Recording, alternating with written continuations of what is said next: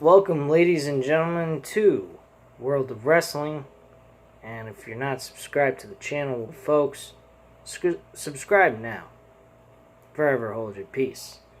Today we're discussing AEW Fyter Fest Night 1 for Dynamite, July 1st, 2020 review. Folks, this was a good Night 1. I really enjoyed watching this. This was fun stuff. Good matches overall. Had me going. I was highly entertained. Tag team matches were pretty good. I wasn't really disappointed by this show. This show really was good stuff. They announced during this event also that the AEW World Championship will not be taking place on July 8th. Instead, it will be taking place on July 15th's episode of Dynamite called Fight for the Fallen. So they will be the main event, I believe, for that episode. So Brian Cage and Jon Moxley we will not be seeing. I believe it has something to do. It was mentioned by Taz that Jon Moxley is worried about getting others sick from this virus. He kind of mentions also during this promo that he tested negative each time for the coronavirus, and he just thinks that Jon Moxley is being a fucking puss in not going forward with this match. So that was pretty much that segment overall. The match that kick-started the show was actually MJF and Wardlow against Jungle Boy and Luchasaurus. This matchup was fucking off the chain to start this show, and Wardlow eats the loss with Luchasaurus and Jungle Boy picking up the victory with a standing moonsault by Luchasaurus on Wardlow.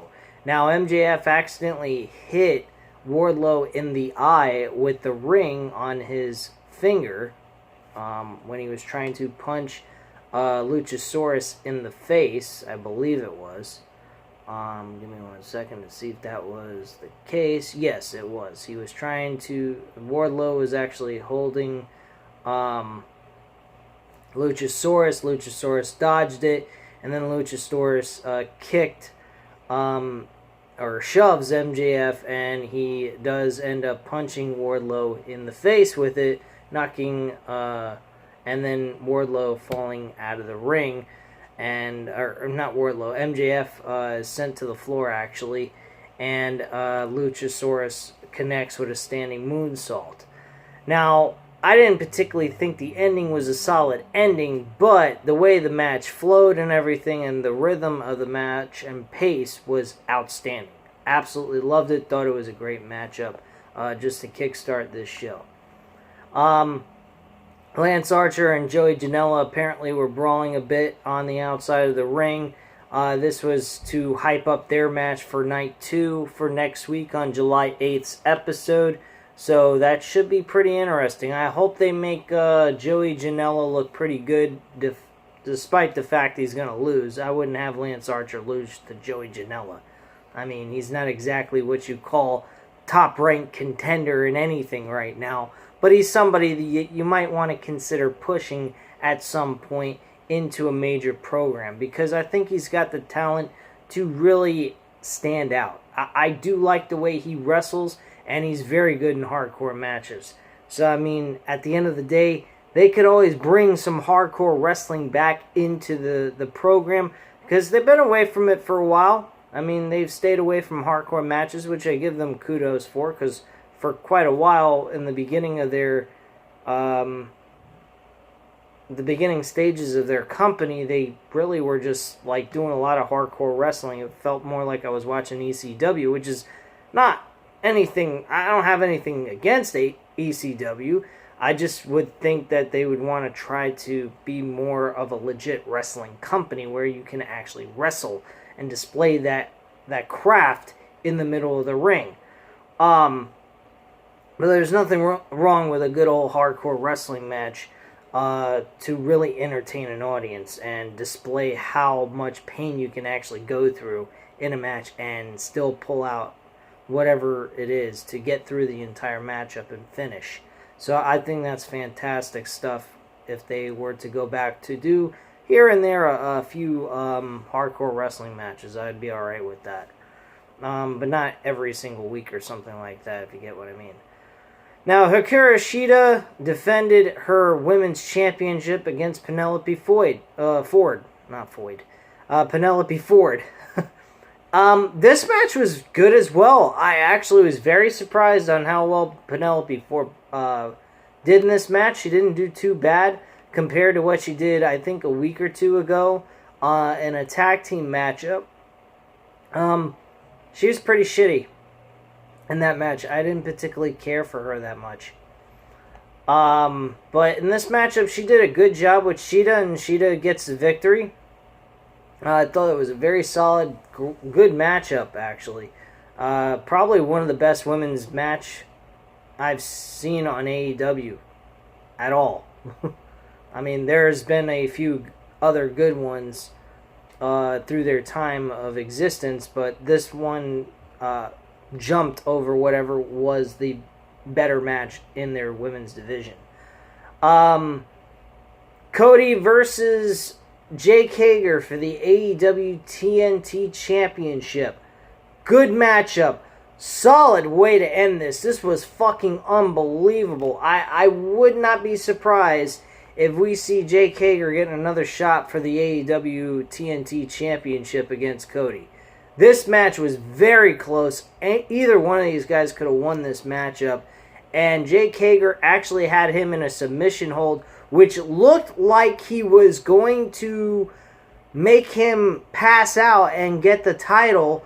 But unfortunately, somehow, some way, in the midst of all of that, Cody, while he was still conscious, fell on reversed everything and fell on top of Jake Hager to get the 1-2-3 without Jake Hager realizing it, and lost the match to Cody, and Cody got the victory even though he was unconscious over his opponent. Very impressive matchup. Great way to end this match. It didn't make either one of these guys look bad. Cody walked away with a very intelligent move and strategy at the end. Even though he was in a very bad situation, he turned it into a positive, solid way to end this matchup. Thought it was great. Post-match, though, Hager kind of threw a hissy fit, thought he won the match, was extremely annoyed by the referee's decision on what he did, and he hauled off and punched the referee in the face. A bunch of officials and other referees run out to check on him, and Hager just kind of stares off into the distance and then heads towards the stage where his wife meets him. And that's pretty much that point. I'm very concerned about the Inner Circle. I mean, I've heard on other podcasts that people are talking about them probably going to be splitting up at some point later on this year, and I don't think that that's a good idea. I think these guys are a great faction. I think the Inner Circle is good for AEW, and I think it will bring a lot of good, a lot of positive towards the company than negative. I don't think Sammy Guevara is in any way, shape, or form when he comes back after his suspension from what he said to Sasha Banks, which, by the way, don't be mad at me, guys, but I don't know what that was. I've been trying to keep my nose out of the dirt sheets. I don't really like spoilers so much, so I try to stay away from that. I like to be a little bit more surprised. I used to be in the dirt sheets all the time looking that stuff up, but I really haven't been doing that much. I've been trying to stay away from it, but lately there has been, the last 2 weeks or so, there's been a lot of discoveries of people doing sexual abuse, mental and emotional abuse, things of that sort, which is downright disgusting, and way too many similar situations and accusations made about all these listed people that I actually looked up this morning while I was working, and I was a bit surprised by some of the names, which I'm not going to go over here, but yeah, I don't think Sammy Guevara, even though this situation didn't happen with him, I don't think he'd be ready for a singles run by himself. I think he would only be suitable right now for the TNT Championship, if anything. And Santana and Ortiz, man, they're a tag team. They're never going to be. I don't think either one of these guys could get over as individual wrestlers. They're a tag team for life. They are something that could elevate the tag team division as tag team champions. Speaking of that, before the match even started with Santana and Ortiz against the Private Party, Orange Cassidy comes out and distracts Chris Jericho at commentary, which Jericho was at commentary throughout most of the night until like an hour and 30 minutes in. After an hour and 30 minutes done with the show, almost, or an hour and 15 minutes. By 9:15, that's when Orange Cassidy came out. Jericho was just fucking all over Cassidy and was just getting in this man's head. He really was. I honestly have a gut feeling that Jericho will be losing to Orange Cassidy. I think it is the downward spiral of the Inner Circle at this point, because Santana and Ortiz lose their match to the Private Party with Matt Hardy as the manager. So, good matchup overall. Very good stuff. A lot of high-flying maneuvers by Isaiah Cassidy and Mark Quinn.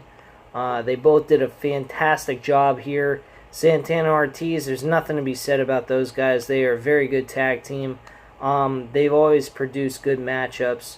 But at the end of the day, guys, I mean, it sucks that Santana and Ortiz lost. I thought they were going to actually win this matchup and move forward towards a World Tag Team Championship opportunity. Like I said before, I think Santana and Ortiz would be a great tag team to drop the titles to and start building towards that Kenny Omega Hangman Page matchup for them to go one-on-one on each other at all out. Excuse me, I was about to say All In. That was a one-time only event. But yeah, after the match was over, Jericho actually throws some water at Cassidy and asks him what he's going to do. Cassidy kicks his chair away and goes to leave, but Jericho tries to get him. Other people quickly ran out to keep Jericho away. Jericho yells at Cassidy, "You're going to get it next week." Cassidy just strolls away and smiles as the camera's panned on him. I like this. I think it's a great strategy. It's a mental game, and it's going to, at the end of the day, if you're trying to convince the audience that Cassidy's got the upper hand, AEW has done that here. With that segment, they have proven that Cassidy is in Jericho's head, and Cassidy is more than likely going to win this match. I know I mentioned in my previous prediction video, or actually I haven't gotten to that one yet. So yeah. Anyway, I'm sorry. I only did night 1. I didn't talk about Orange Cassidy. We were in night 2. But I was actually predicting Cassidy to lose to Jericho going into these 2 nights. But I am now leaning towards Cassidy to win. So I honestly think that the way they did this was fucking fantastic and solid. I mean, he just walked away. He didn't even acknowledge him. Ignored him, walked away, smiled, and walked to the back. Thought that was great. Good segment right there. So, oh yeah, Darby Allen had a segment. He did some crazy ass shit saying that he was injured. He's actually part of the Speak Out movement and about abuse and whatnot. And he's one of the people on the list. I didn't read what he did, but they're still like showing him on television doing skits, but nothing important in the ring or something like that. There was a promo by Kenny Omega and Hangman Page discussing their match going into it. They feel like the Best Friends are a great tag team. They are very deserving of a title shot, but at the end of the day, when they become opponents, the word deserving just dries up for them in Hangman Page's mind. And Kenny Omega says that they will retain and does his goodnight bang and goodnight sign off. catchphrase. So Jericho's gone from this main event. They go over the list of matches that are going to be occurring for next week's episode for Fyter Fest, which I'm not going to go over. I'm going to do a preview prediction video on that this weekend, so keep an eye out for that. And then the main event, of course, is Hangman Page and Kenny Omega defending the tag team titles against the Best Friends. This match, I think after all the matches that were provided to us as fans, I think it kind of didn't really grab my attention all that much in the beginning, but as the match went on, we got near the end, that is when it became more intriguing and kept my mind on the match, and just caught my eye pretty much. And Hangman Page actually picks up this victory by himself. I think is a solid move by AEW to do that. If you're going to keep the titles on them, Hangman Page getting an upper hand with Kenny Omega as his tag team partner and having nothing to do with the finish, I think is fucking fantastic. Because it makes him a believable opponent to Kenny Omega whenever they decide to start building towards this storyline between Kenny Omega and Hangman Page. So solid work by AEW on this. And the match overall was a solid one. It wasn't bad. It wasn't great. But at the end, it really picked up and it made up for kind of, in my opinion, it was a little bit boring in the beginning. But in the middle and the end, solid matchup, very entertaining, a lot of kickouts, and a lot of different things going on in the matchup. And the Buckshot Lariat crushes Trent by Adam Hangman Page, and they pick up the victory. After the match, this is when we start seeing some kind of build going on here between Kenny Omega and Hangman Page. This part I really liked. This was better than the fucking match itself, because we are starting to see a story develop here. And there is actually mention that the winner of this match, of the tag team title match, would go on to face Private Party next week, since they're not having the AEW World Championship match. These two teams are going to go at it, and they're going to defend their tag team titles again. I think Private Party is going to win this. I think Private Party is going to win this match. I think what happened here with FTR offering 2 beers to Kenny Omega and Hangman Page, and Kenny Omega not liking the offer because he doesn't drink alcohol. He likes milk and whatnot. He just took one little dab of alcohol and then dumped the rest of it on the side of the ring. FTR didn't take liking towards that. They took it as an insult.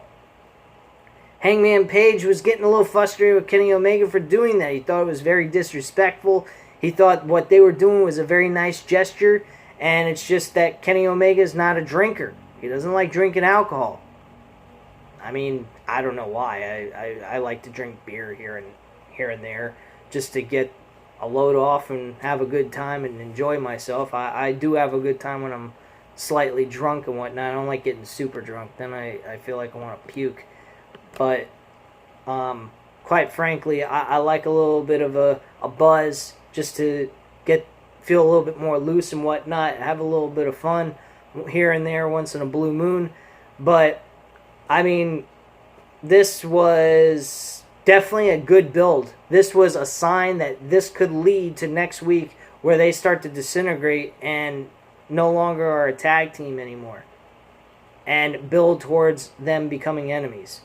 Because honestly, I don't know if this could be looked at as Kenny Omega as a heel or Hangman Page, because they could go either way with this, which makes it even more intriguing. So I can't wait to see what direction they go with Kenny Omega and Hangman Page here. And I'm looking forward to next week's Fyter Fest Night 2. It should be a lot of fun. Anyway, guys, if you enjoyed this video, hit the like button, hit the subscribe button if you're not subscribed to the channel, of course, and leave a comment down below, and I'll definitely get back to you on that. And I appreciate your time, and I hope you enjoyed the video, and have a great night, guys. Bye.